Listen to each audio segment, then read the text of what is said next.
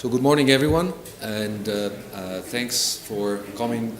See that there is a lot of attention to the topic. We're quite pleased that you join us today. So, as Karen was saying, we have quite a bulky presentation, but I'm glad that she covered very eloquently, probably more than I could have, the first few slides. So I think I'm going to be able to kind of move more quickly in the process. So. This is really to give you a sense of, basically what are we trying to do in this report that is under preparation.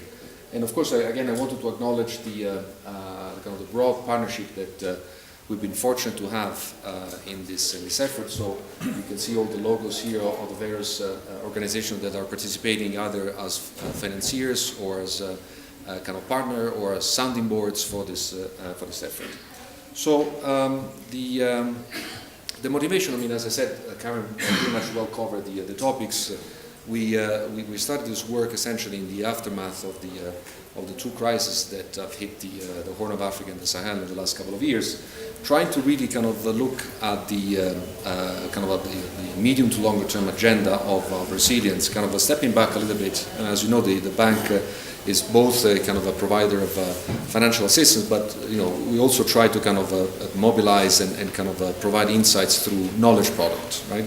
So in this one, we try to step back a little bit from our day-to-day kind of development and project engagements and try to look at this agenda of resilience and vulnerability in drylands from a medium-term perspective.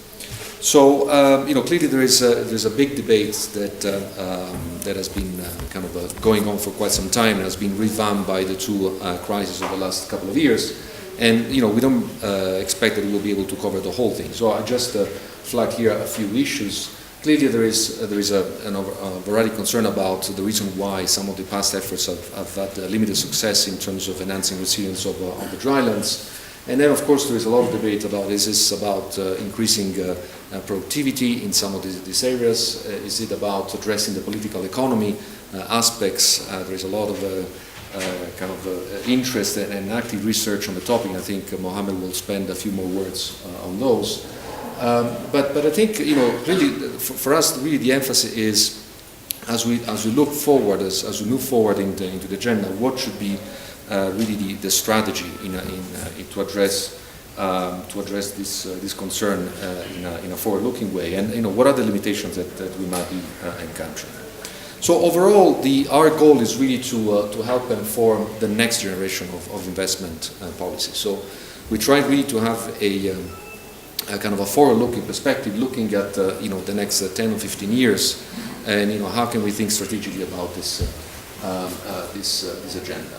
So the specific objectives are listed here.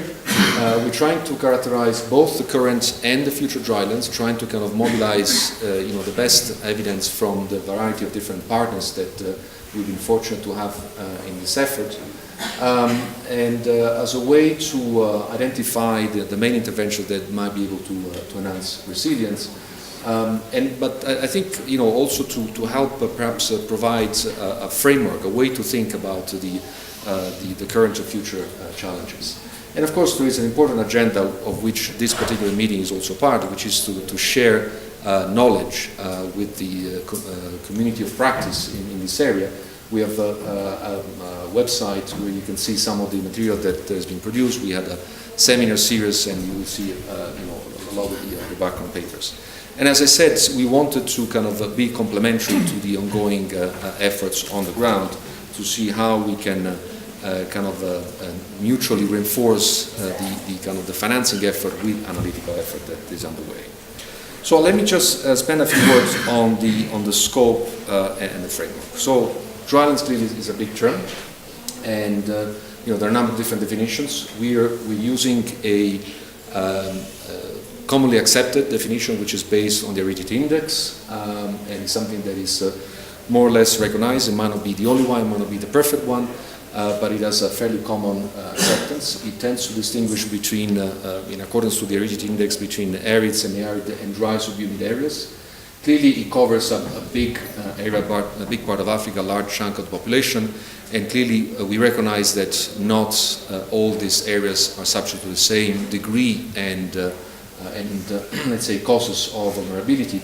But nevertheless, we felt it was useful, at least in terms of the overall approach of the study, to keep the scope broad, because typically, I mean, in a number of situations, while the root of the problem might be in the arid and semi-arid areas, sometimes some part of the solution might be in the dry subhumid areas that are adjacent to them.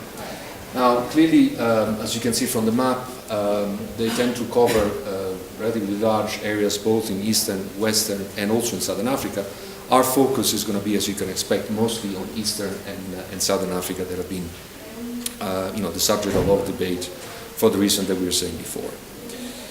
So what are we trying to do with these reports? First of all, to characterize the livelihood strategies, and this clearly it's important to understand what drives a vulnerability. It's not the same, I mean, the profile of vulnerability for, let's say, pastoralists is not the same that affects farmers or mixed farmers and so on.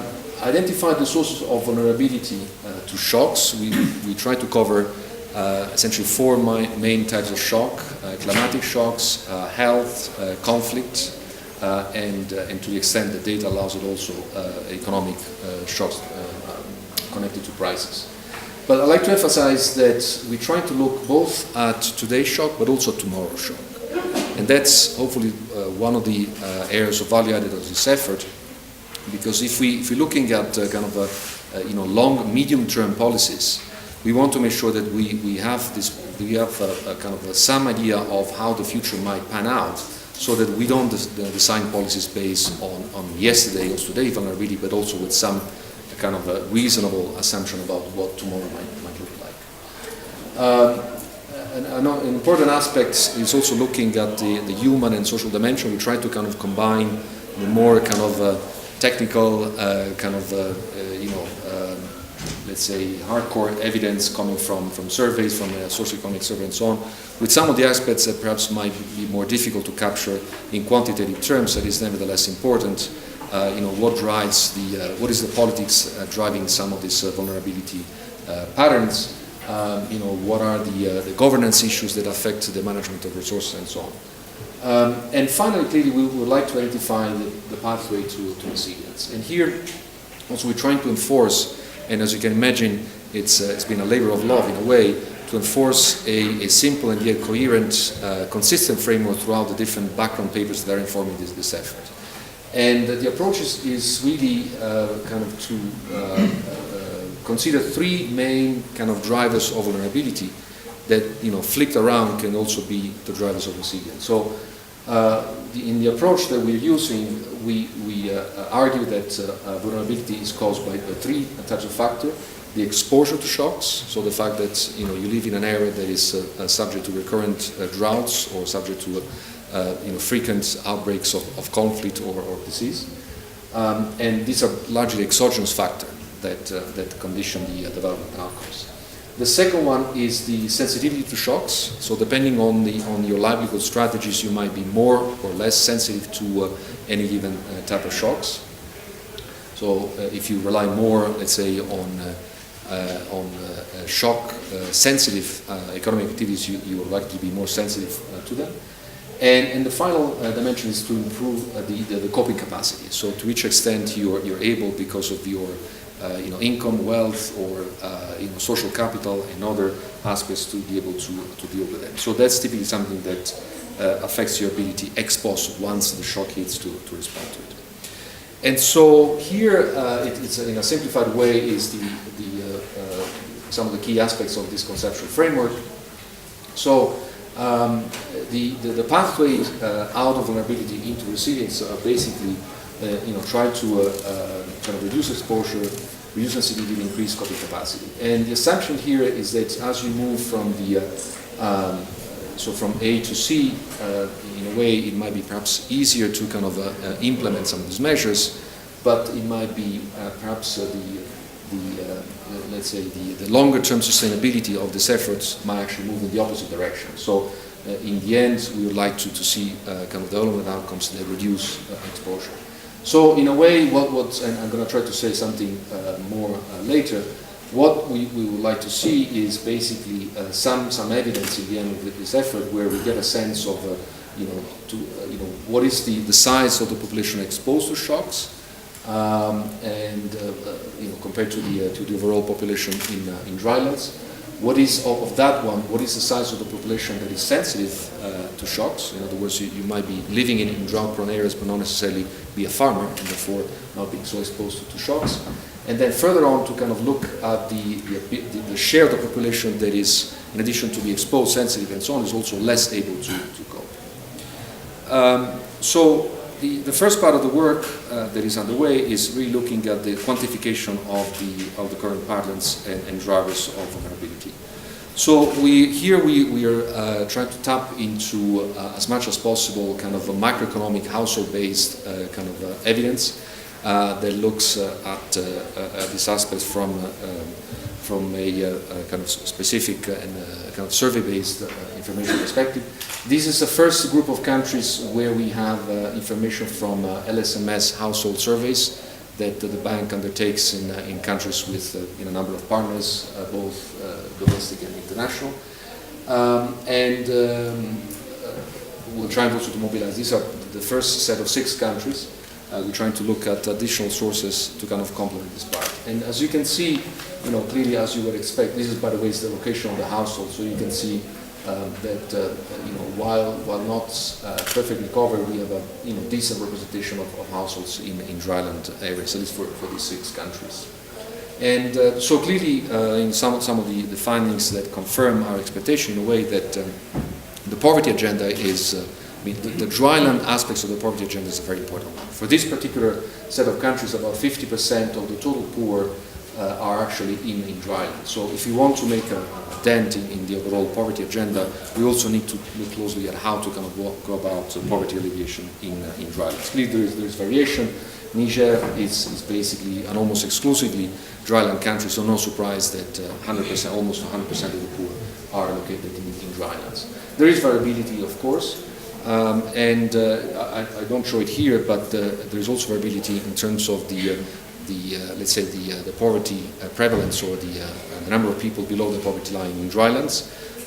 In some cases, it's kind of close to the national average. In some cases, actually more. Nigeria, I think, is a good example where a lot of the dryland areas tend to have higher poverty rates than the national average. Now, what we're also trying to do with this part of the work is also look at the difference in, let's say, endowments, natural and human capital in drylands. And what this first batch of countries seems to indicate is that, while drylands inhabitants might have, in some cases, a higher endowment in land and livestock. No surprise, because a lot of the livelihood is livestock-based.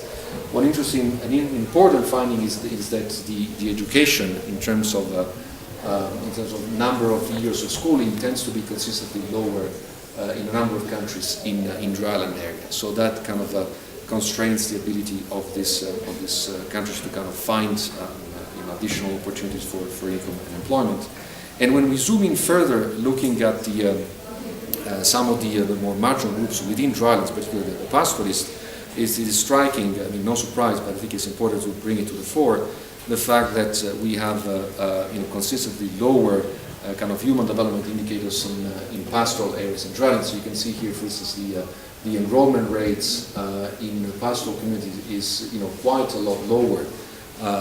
Compared to the national average in the countries in Eastern Africa, and similarly, the access to vaccination for children is a lot lower. So clearly, there is a big human development agenda that remains unaddressed. And other important aspects in terms of the